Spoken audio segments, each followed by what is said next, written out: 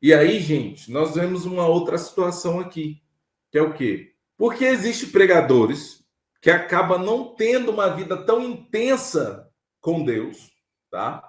Não tendo aquela intimidade profunda com Deus, de oração, mas acabam tendo mais agendas do que aqueles que oram muito, que lêem muita Bíblia. Gente, eu conheço vários pregadores, vários, não é um, nem dois, não, vários pregadores que não têm uma vida de oração como muitos irmãozinhos que eu também conheço na igreja e que tem muito mais agenda do que aqueles que estão ali, gente. Sabe por quê?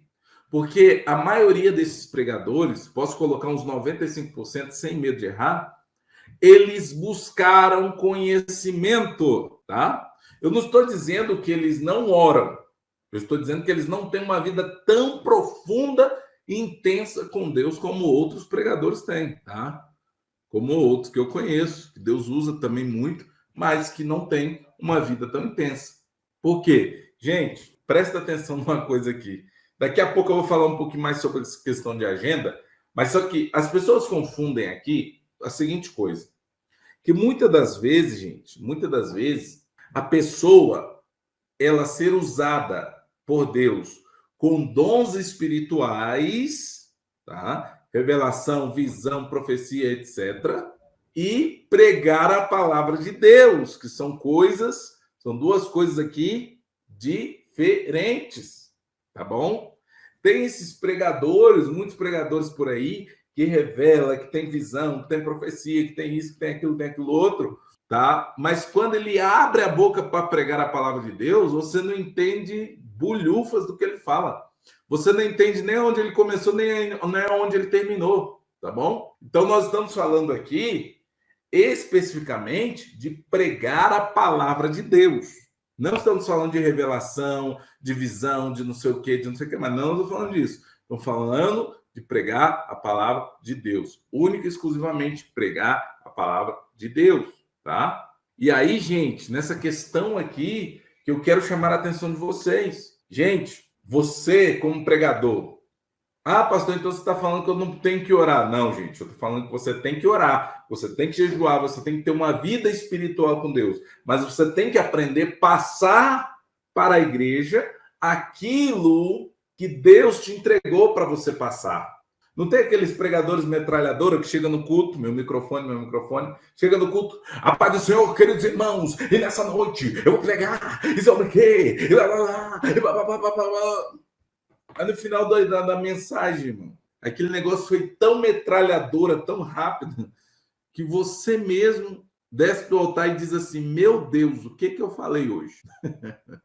Agora você imagina quem está te ouvindo, quem está ali te ouvindo, precisando de algo da parte de Deus, e o camarada dá aquela metralhada, metralha, entendeu? Então, você saber falar, você saber transmitir é muito importante.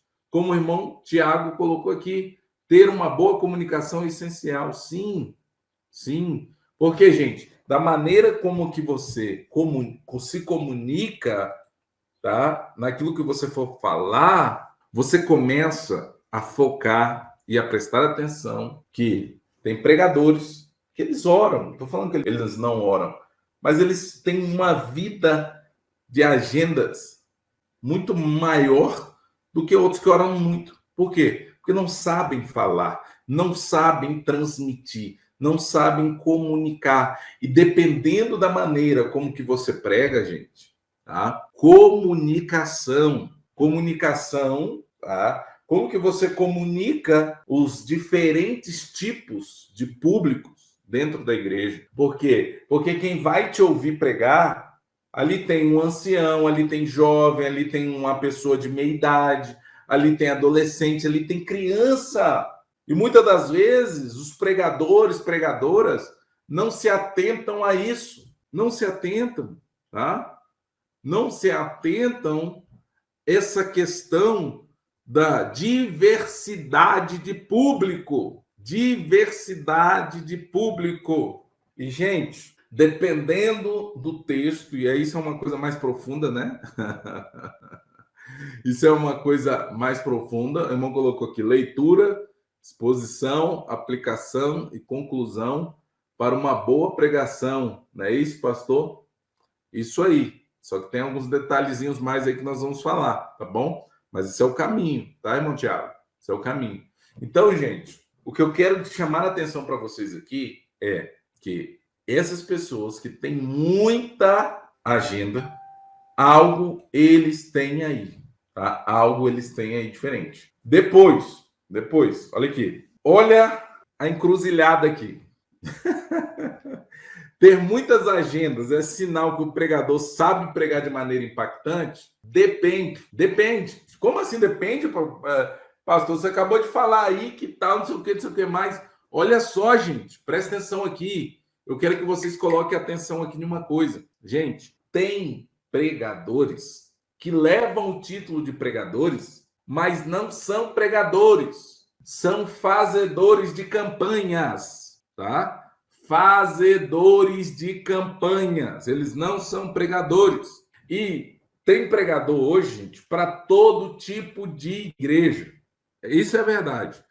Aí no Brasil tem pregador para todo tipo de igreja. Só que no céu só tem um tipo de pregador. Para o céu, quer dizer, para o céu aqui na terra só tem um tipo de pregador, que é o quê? É o pregador voz de Deus. É aquele que fala a vontade de Deus, independente aonde que ele vai pregar. Então hoje tem pregador de cura, tem pregador só de profecia, tem pregador, irmão, só de libertação. É verdade ou não é? Tem pregador, irmão, que ele é bom, ele é bom, tá? Tem pregador que ele é bom, mas ele é bom mesmo, sabe? De descer só a ripa na igreja, só desce a ripa na igreja, e tome pancada, e tome porrete, e tome cacete. E, gente, esses pregadores aqui são os pregadores sensacionalistas, tá? Sensacionalistas. Eles têm agendas, mas não quer dizer que aquilo que sai da boca deles causa transformação nas pessoas. E é esse tipo de pregador que eu estou falando aqui para vocês, que não basta você ter muitas agendas por conta dos dons que está sendo manifestado na tua vida. Você tem que ter muitas agendas para transformar, edificar a vida das pessoas que estão te ouvindo. Como, professor? Levando para as pessoas uma palavra que venha do trono de Deus, tá bom? Então, gente, fica essa visão aqui para vocês. Agora, ó, gente, segura aí que o melhor tá para o final aqui, tá? Agora, para pregar de maneira impactante, precisa ter o dom da palavra? Ai, meu Deus. Olha isso aqui. Ó, para pregar de maneira impactante, eu preciso ter o dom da palavra? Gente, presta atenção nisso aqui que eu vou te falar. Que dom da palavra? Que dom da palavra? Que o dom da palavra de sabedoria é para você dar conselhos, discernir coisas difíceis para dar conselho. O dom da palavra de conhecimento é para Deus te revelar aquilo que está em oculto. Nem o dom da palavra de sabedoria, nem o dom da palavra de conhecimento tem ligação direta com pregação, gente. Quem entende do grego, quem entende dos originais, quem entende do que Paulo disse para a igreja de Corinto, sabe que eu estou dizendo aqui não é mentira, gente. Esses dois dons não têm nenhuma conexão direta com pregar a palavra de Deus. Porque se tivesse, o próprio Jesus ia dizer: receba primeiro o dom da palavra e depois ide pregar o evangelho por a todo mundo, a toda criatura. Em todo mundo, a toda criatura. Jesus não disse. E por que nós queremos colocar palavras aonde Jesus não disse? Por que nós queremos inventar expressões aonde Jesus não disse? Por que nós queremos colocar coisas aonde Jesus não colocou? Ponto, vírgula. Coisas aonde Jesus não colocou. Gente, presta atenção aqui, em nome do Senhor, presta atenção aqui nesse negócio, Você precisa, sim, pregar a palavra de Deus com autoridade, com graça, com gozo do Espírito Santo, mas você precisa entender de uma coisa, tá? Que o dom da palavra de sabedoria, de conhecimento, são dons do Espírito. Do Espírito. Oratória cristã não tem nada a ver com dons do Espírito.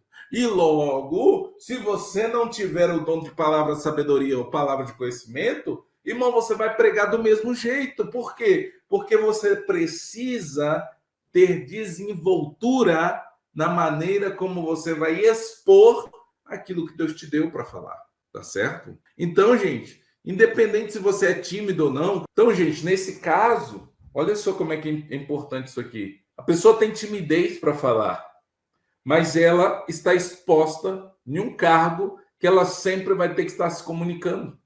Ela tem que estar falando, ela tem que estar transmitindo, ela tem que estar se melhorando a sua didática. Então, logo, tem que pensar, esse é o primeiro passo, tem que pensar o quê? O seu objetivo de pregar, de transmitir, é maior do que o seu ego. Tem que ser maior do que o seu ego.